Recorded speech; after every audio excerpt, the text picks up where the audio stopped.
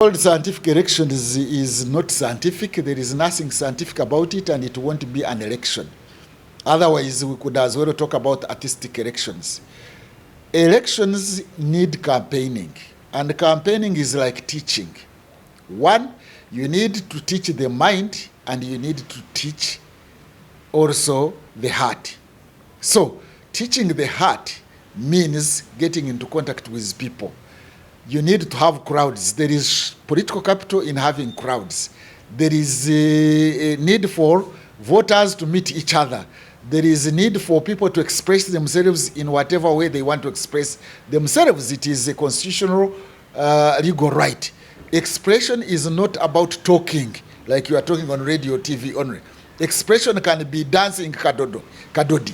Expression can be raising your hands and looking at the candidate, whether he can manage the crowds or he cannot manage the crowds. So expression is not only through talking. So the scientific campaign is nothing but scientific rigging. What kind of rigging? Constitutional crisis. There isn't a constitutional crisis if we avoid the elections. There are provisions in the Constitution which can make it possible to postpone this election until such a time when there is a vaccine or there is a cure for COVID, so that we have elections under normal circumstances. And it will not cause a constitutional crisis. By the way, the president himself had envisaged this one when he made a remark one time that having elections under COVID is madness. Having elections under COVID would be madness, in the words of the president. Why he changed his mind, he knows better. The question of expanding parliament and the constituencies and the representation is not, in my opinion, about efficiency as such. It is about using representation and those posts for political patronage.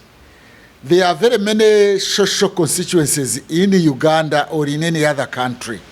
If you talk about the elderly, what about other social groups that do not also have that kind of particular direct representation that in society? You can talk about the teachers, you can talk about the lecturers, you can talk about any other social group. So I don't think that it was necessary to add on these ones. However, since they have expanded, let things be done the way they do. Okay, if they have also brought them there, let them be there. But not that there will be efficiency. This creation of more constituencies and representation is political patronage. It is about getting people to vote you. It is actually also gerrymandering.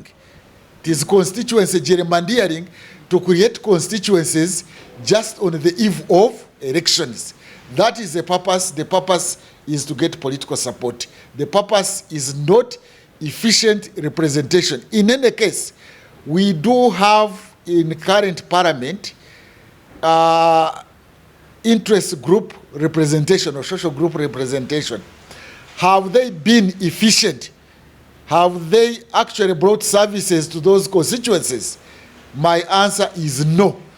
But anyway, since the elders have also been included, let them be included, because in my language there is a saying that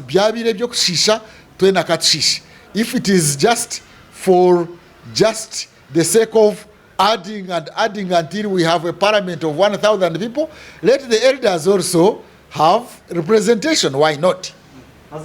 When it comes to the chambers, they will increase the chambers anyway. They will add on. But we are being told that now the budget of parliament for paying parliamentarians is about 600 billion shillings.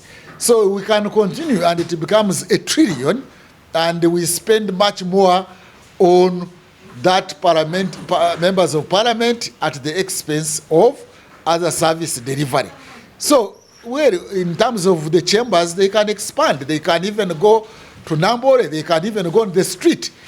And then the problem is that they will not have time to speak. So you find that an MP completes his or her term without speaking, and even those who speak are given 1 minute or half a minute.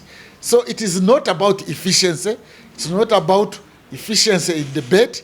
After all, Honorable Olanya, the Deputy Speaker, actually one time did say that actually the quality of parliamentary debates today is worse than it was in 1960s, when the members of parliament were even fewer than they are today. So it's not a question of efficiency, it is political patronage for renting political support. The cap will be determined by those in power. Even if you put the cap in the constitution, when they want to expand, they will just remove the cap. They will just amend the constitution, repeal the law, and have the numbers. So you cannot have the cap. Otherwise, according to our population in Uganda, I think we should not be having more than 250 members of parliament. Now, it is not about leadership. Actually, the members of parliament, I don't think they are taken seriously in this country. After all, what matters is what the president wants in a caucus meeting. It is not in parliament. So we can have anything, but this is not an election. And in any case, an election is not about or looking for leaders only, although that is what is illegal. Elections is also about national civic education. Elections is about bringing together the people in the whole country so that they know each other and they know that what they are doing is about collective function of building a nation. So this is nothing but rigging. but You are saying